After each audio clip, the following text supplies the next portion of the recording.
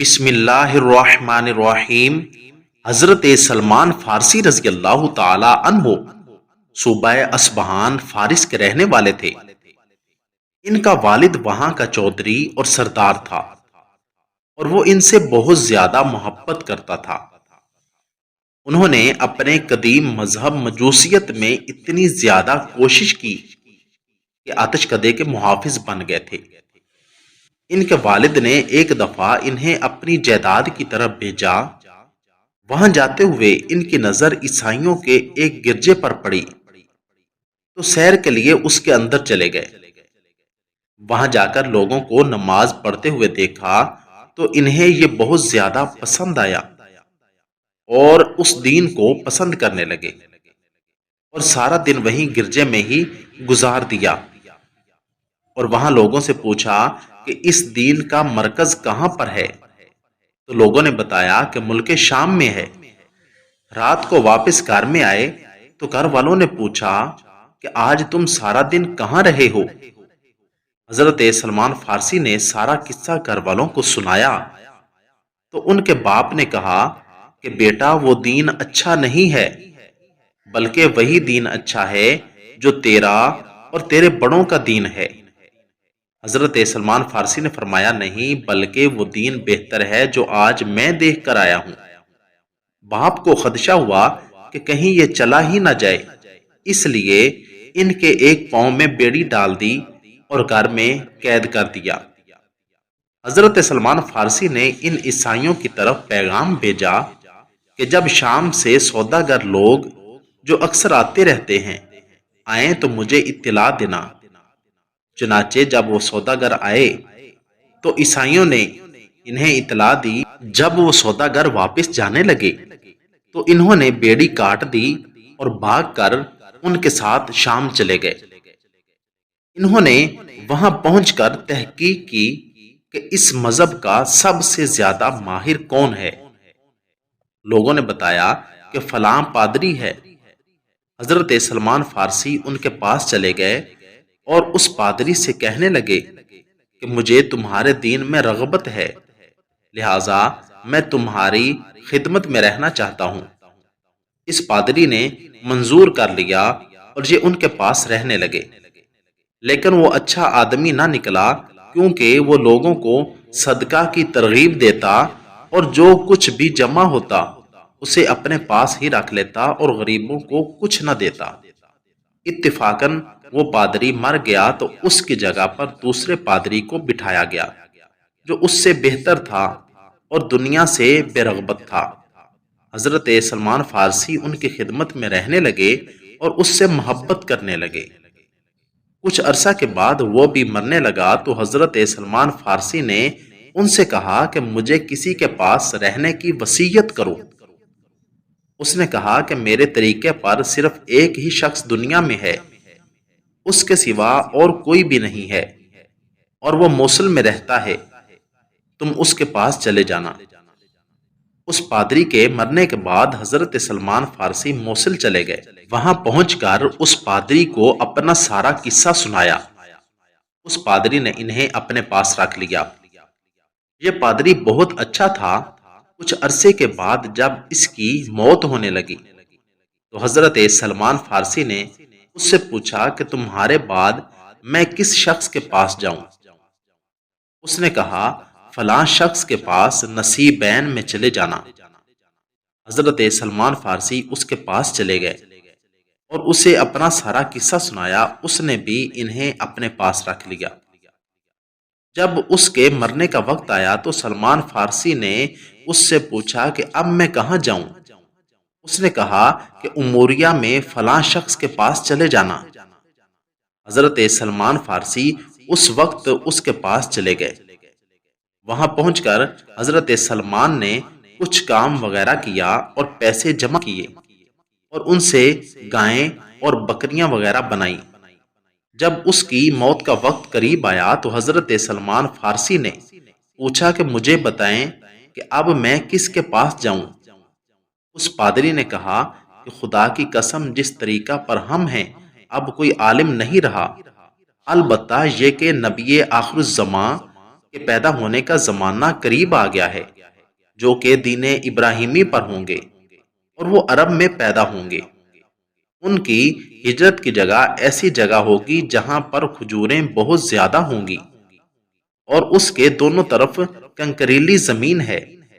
وہ ہدیہ نوش فرمائیں گے اور صدقہ نہیں کھائیں گے، اور ان کے دونوں شانوں کے درمیان مہر نبوت ہوگی۔ اگر ہو سکے تو تم اس کی سرزمین پر پہنچ جانا۔ جب اس پادری کا بھی انتقال ہو گیا تو قبیلہ بنو کلب کے چند تاجروں کا وہاں سے گزر ہوا۔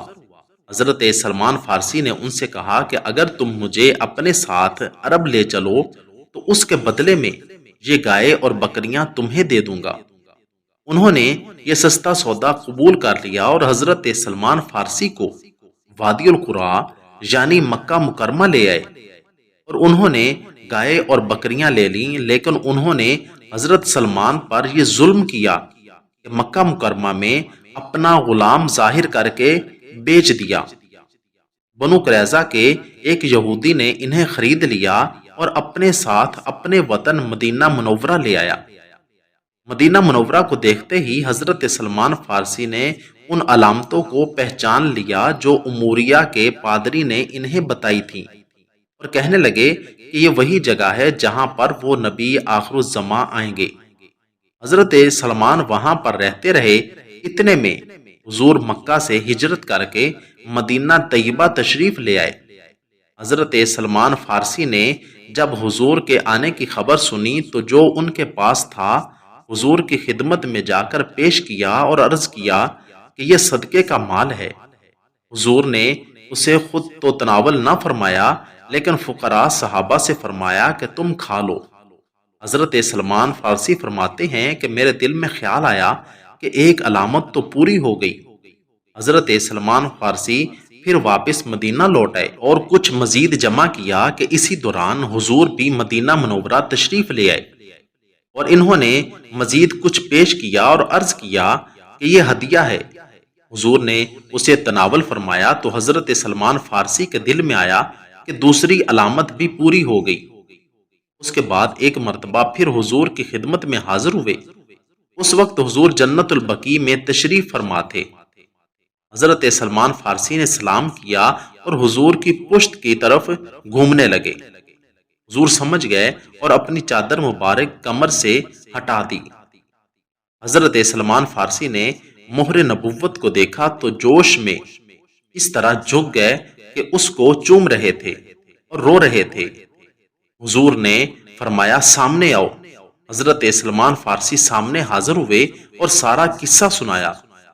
اس کے بعد حضرت سلمان فارسی اپنی غلامی کے مشاغل میں پھنسے رہے۔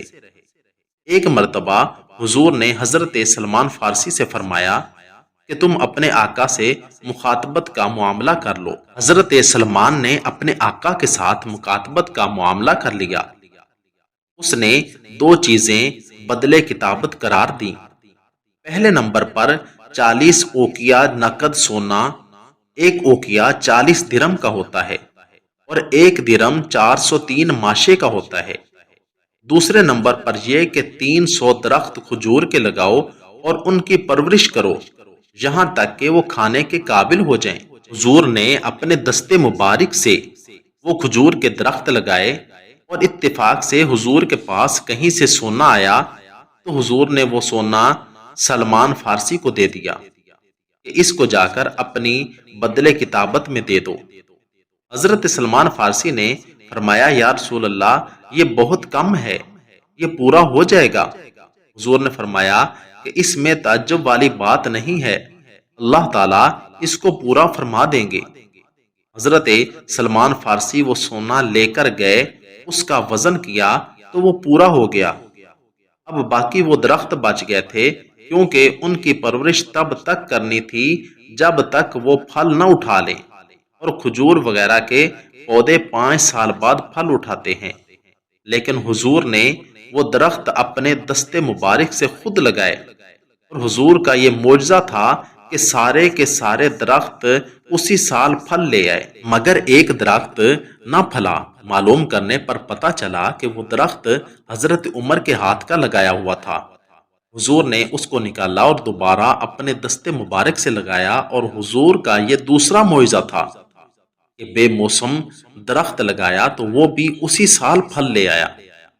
حضرت سلمان فارسی 10 سے زیادہ آقاؤں کی غلامی میں رہے، اور غزوہ خندق میں انہی کے مشورے سے خندق کھودی گئی، ورنہ اس سے پہلے عرب میں خندق کا دستور نہیں تھا اور نہ ہی لوگ خندق کو جانتے تھے۔ حضرت سلمان فارسی نے 350 سال عمر پائی۔ یہ وہ لوگ ہیں جنہوں نے اللہ، اس کے رسول اور مذہب اسلام کے ساتھ سچا عشق و محبت کیا۔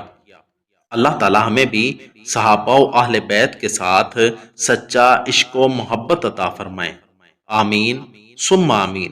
اگر آپ کو میری یہ ویڈیو اچھی لگی ہو تو ویڈیو کو لائک، چینل کو سبسکرائب اور ساتھ دیے گئے بیل آئیکن کے بٹن کو ضرور دبا دیں تاکہ ہماری آنے والی ہر ویڈیو آسانی کے ساتھ سب سے پہلے آپ تک پہنچ سکے۔